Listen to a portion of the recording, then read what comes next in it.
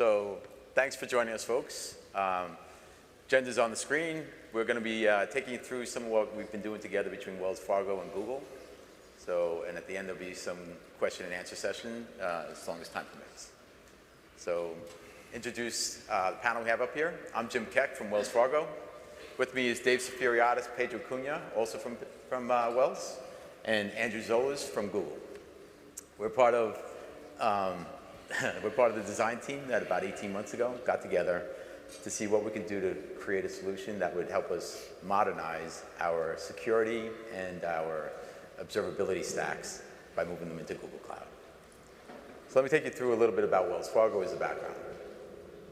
Overall, Wells is in 35 countries, services over 70 million customers, and is one of the top 4 US banks. So thank you for that applause. Yes, it's great. We're trying to become number like 2 or 3 soon. So we've got a fairly complex environment, about 5,000 apps, 15,000 users, a lot of user content, hundreds of thousands, and Dave will take us through what that actually means in a few minutes. And we ingest about 250 to 275 terabytes a day and carry a load of about 60 to 65 petabytes of historical data. So when we designed the system, we wanted to design it not just for those numbers, for 2 to 3x that growth, because we know over the next 2 years, we're going to probably double each of those years. So we didn't only design it, but we've also been testing it at those levels and had a lot of good success. So one of the nice things about the Google relationship is we're not worried about the size and volume or just the rate that we're growing.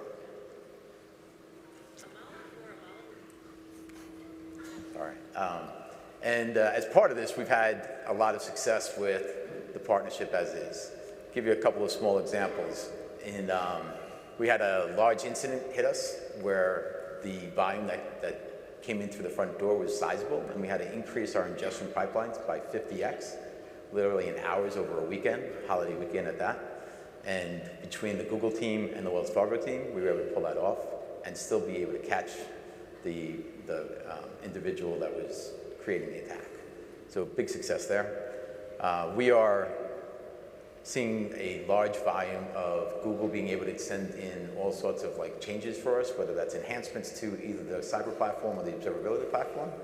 And the acquisitions they've been making over the 18 months have been sizable, and they're very quick to get those incorporated where we can actually use that acquired talent and that acquired product.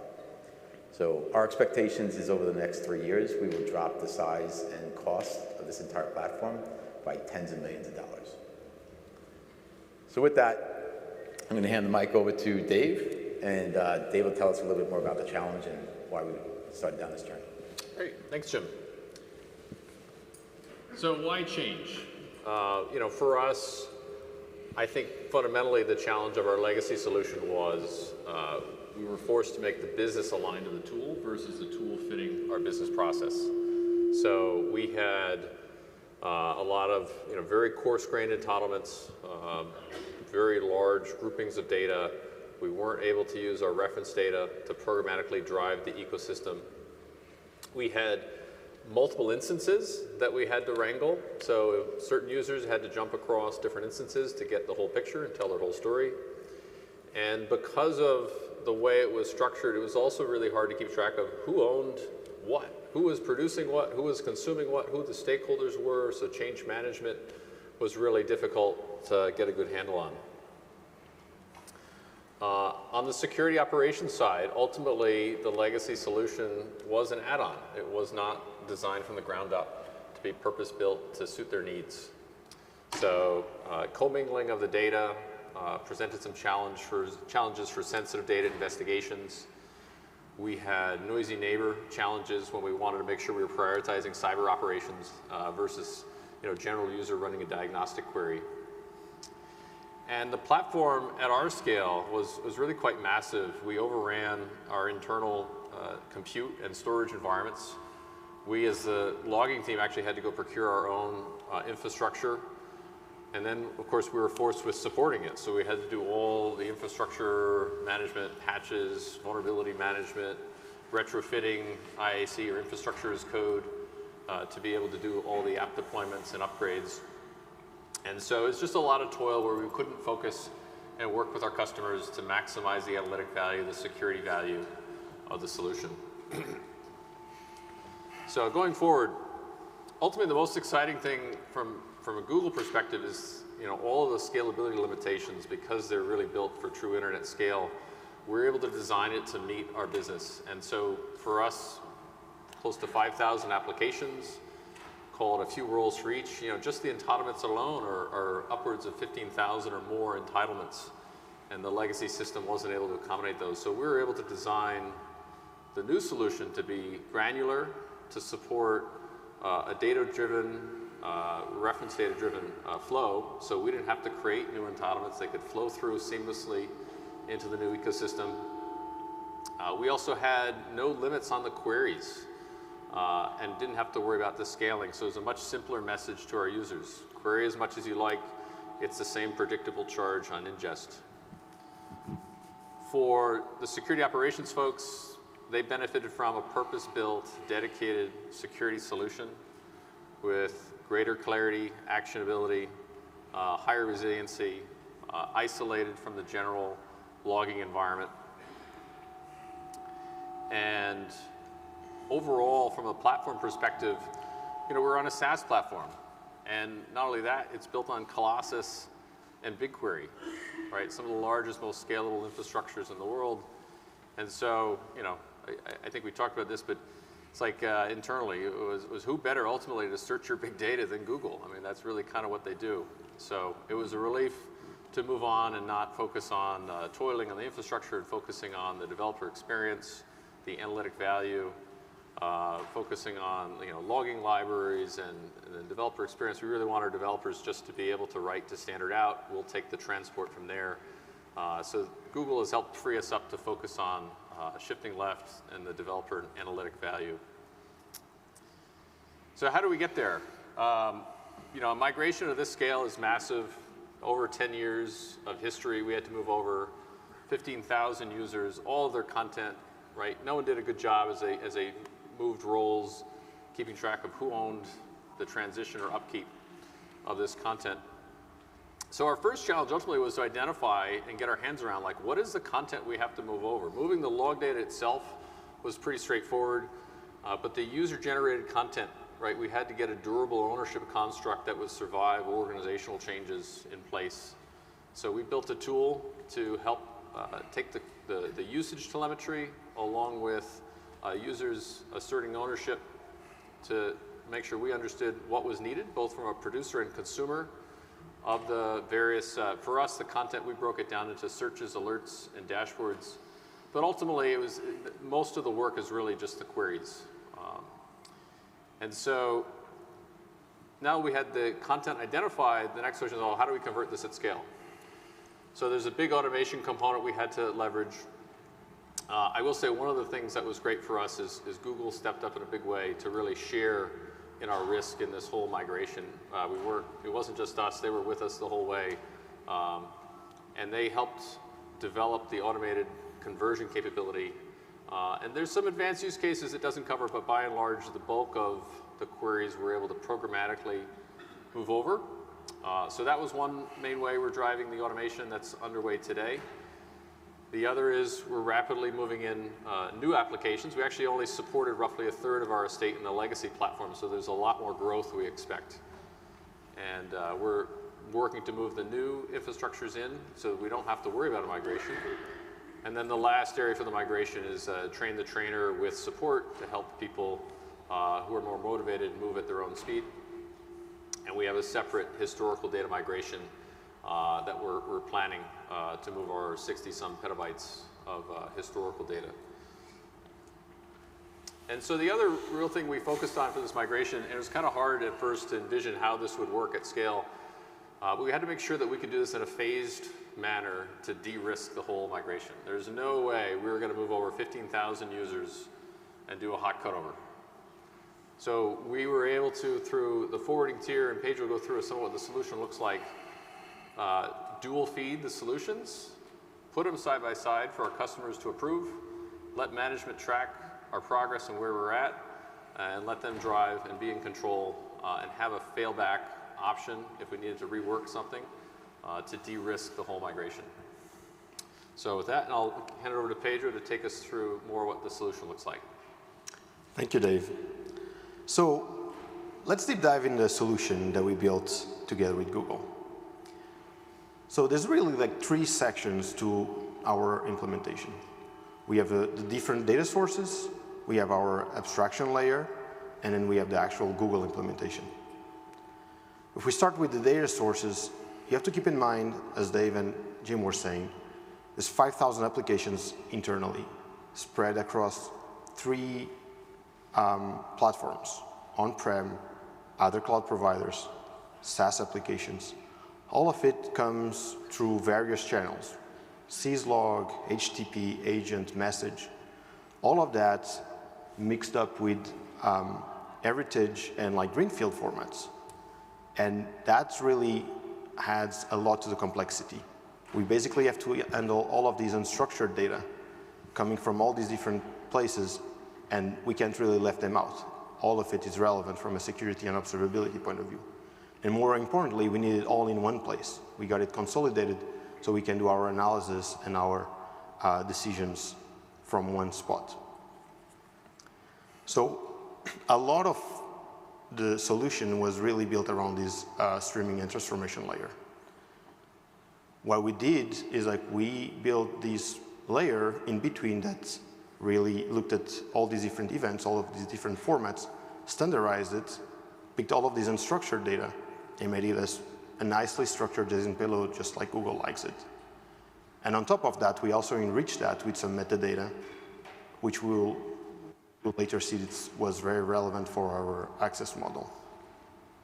This was essential because with this abstraction layer, we could get the data, standardize it, as I was saying, but also like split it. We could split it into the old system, into the new system, and also split what is security relevant versus what is observability relevant. And that's really was kind of the way that we could feed both systems, as they were saying, compare it, and only transition to the new platform whenever we were ready, whenever the users were ready. So when we look at the Google implementation itself, right, we keep speed, scale, and resiliency in mind. The data is spread across 2 regions, 3 availability zones each. That gives us 4 nines of availability. And we also only send the data once. It gets ingested and then spread across the observability platform and the security platform. We have our own dedicated security platform, Google Chronicle, which really addressed a lot of the challenges we had around the previous solution. On the observability space, you'll see that we have the data separated from the content, and that's really a key element of the design. We get the data consolidated in buckets, we can control the retention, and we can also have each team having their own workspace. So each team being an application team, a platform team, or an SRE team that looks across an entire business journey, user journey, they have their own space as a project where they can contribute with their content and don't step into each other's. With this model, we are able to be very granular about the access we give to the data on those buckets, and that's what really helped our game around the sensitive data. With that, let's deep dive a bit on what Google unique features make it the right partner for what we need. So, as we mentioned earlier, one of the challenges we had was we had to maintain this internally. So, with Google being a SaaS offering, it really addressed most of our challenges around the workload isolations. If a user is running a long query, or if it's an application sending too much data, that really doesn't affect someone else's performance. That noisy neighbor problem, that just went away. Also, with the design that we did, the architecture is flexible enough that if there is like 5,000 new apps coming up, we can just scale up the project side and leave the bucket structure the same. So we have this flexibility about dissociating these different elements and scaling them independently. And finally, you know, Google's internet scale, that's really what kind of put our peace of mind, right? So we don't have to worry about, will there be enough storage, will there be enough compute? We know we can just scale as we need.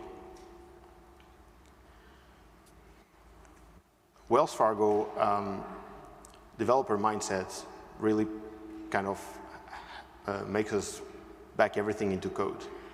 And really, that's how we should be managing a SaaS. So we automate everything. Everything is backed into our code repo.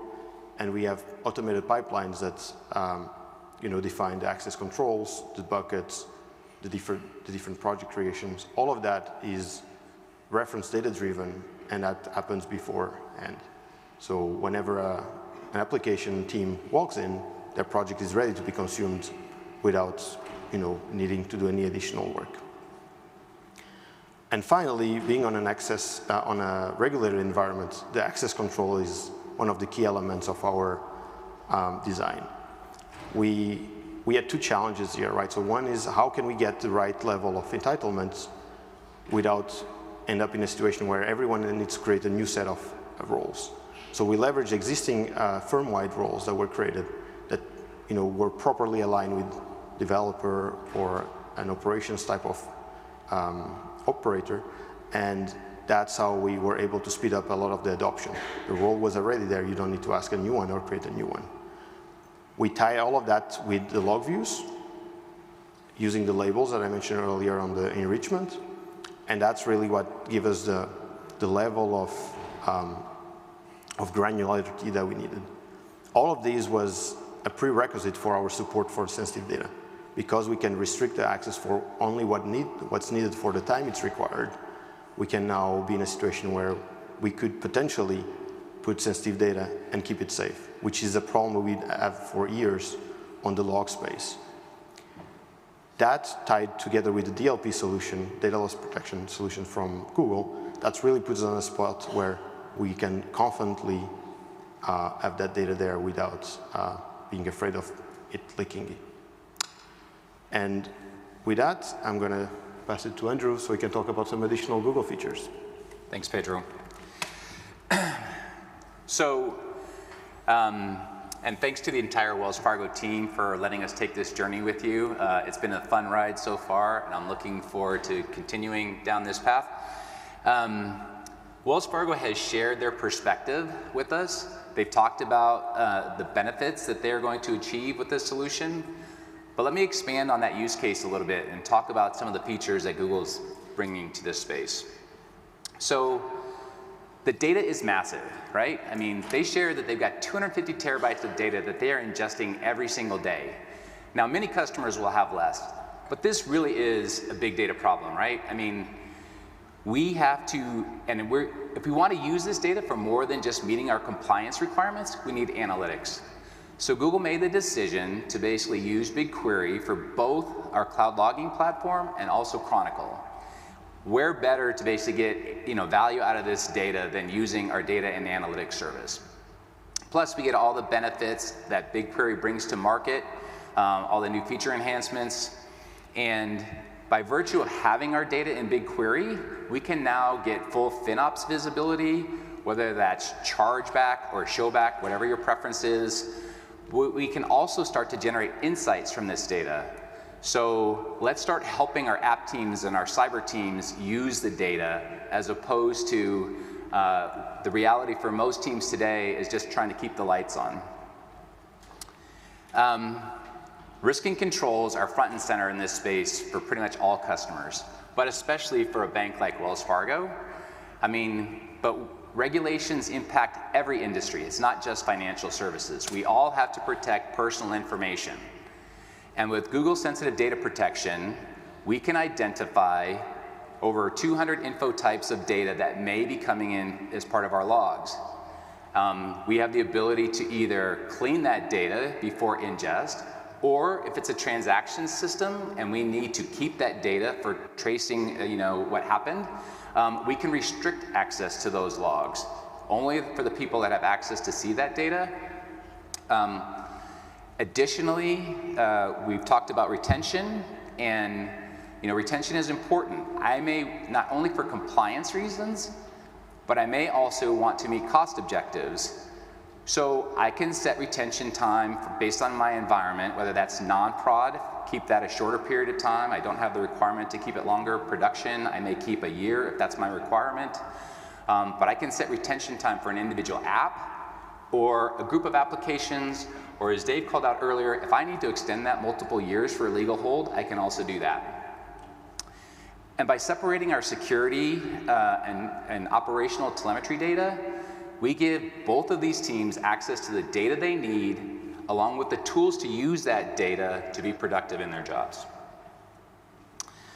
And as has been called out during this session, this all comes as a managed service. So Cloud Logging and Chronicle are both managed services. And it's interesting to note that Cloud Logging was initially built to support Google consumer apps that serve billions of users, right? Things like search and YouTube and Gmail. So it's comforting to know that it can scale. But we also did a volume test for Wells where we went from 0 to 2x their peak ingest rate. And we were able to meet that and sustain that with no user interaction. So the system scaled. And again, with data, it's in BigQuery, also a managed service, nothing to do there. Analytics are ready to go. And this all comes with a simple cost model. Pay as you go, primarily based on ingest. So there's no need to worry about exceeding licensing thresholds during peak ingest or worrying about wasted cost or low utilization during your low ingest times. Ultimately, the real value here is enabling the business to ship left. Let's use this data instead of, as I said before, just trying to keep the lights on and keep up with that daily ingest. So, has anybody heard about Gemini or GenAI so far? So I guess I would be remiss if I didn't at least touch on it in this session. It seems to be a requirement this week. But so how can GenAI impact logging and observability and our SIM or Chronicle SIM data? Honestly, I think GenAI is probably one of the most impactful ways that Google can bring advancement to this space. So historically, both logging and SIM security teams have required extensive experience or very specific skill sets to be productive. With Gemini, we can start to make wider user populations more productive in a shorter period of time. So, as an example, in Cloud Logging, I can go to use Gemini today to say, hey, summarize and explain this log entry for me. I may not understand the application, but Gemini does based on the large language model that has been built. And it may even start to offer some remediation options for you to resolve the issue. And as we continue to fine-tune these models that we're building, we will be able to generate proactive insights, and we also be able to start finding patterns we may not have even thought to look for. And one example is autopilot. We can use that to monitor our workloads, looking for anomalies, so we can be much more proactive by knowing, hey, what's different in my current log flow here that might be impacting this application. And on the cybersecurity side, threats are constantly changing out there. We need a large amount of data to basically identify these threats that are impacting, certain industries, impacting cloud, as an example. And Google's in a really good position to basically help because we're protecting a lot of our properties, we're protecting cloud for all of our customers, we're protecting surfaces like Chrome and Gmail every single day. And our Mandiant team is out there in the field with customers, incident response when they might be undergoing a cyber attack, and we're taking all that data and basically enabling ourselves to offer solutions like Mandiant Threat Intelligence. And Mandiant Threat Intelligence comes with pre-built curated detection rule sets. So customers can enable those rule sets with a single click and basically be alerted if any of these high priority threats are found in their environment. And Chronicle today already provides natural language to help you build search queries and build rules. Again, making that onboarding process easier to basically be productive. And As I've talked about this, we clearly have AI today on both of these platforms. We are announcing a bunch of new capabilities that were this week at Cloud Next. And while this is only a glimpse in terms of some of the capabilities, there are multiple sessions still this week that will go into much more detail about AI for both cloud logging and Chronicle.